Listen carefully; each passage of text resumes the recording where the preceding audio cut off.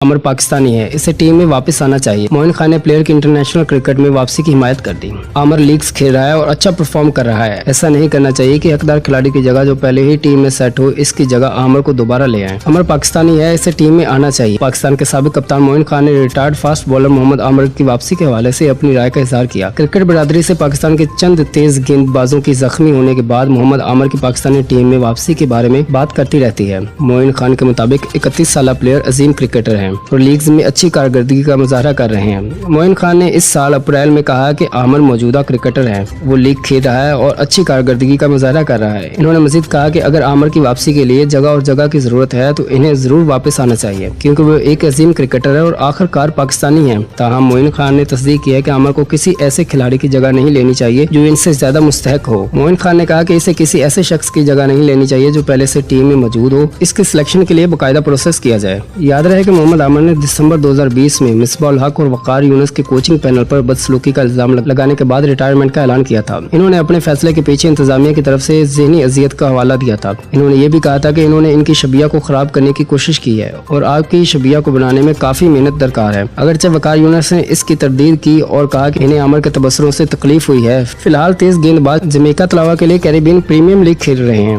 جہاں انہوں نے 8 میچوں میں 15 وکٹیں حاصل کی ہیں۔ کرکٹ برادری کے درمیان بات چیت کے باوجود عامر نے ریٹائرمنٹ سے باہر آنے کے کوئی آثار نہیں دکھائے۔ انہوں نے بارہا کہا ہے کہ پاکستان کے پاس اس وقت بہت سے تیز گیند باز موجود ہیں اور وہ پوری دنیا کے فرینچائز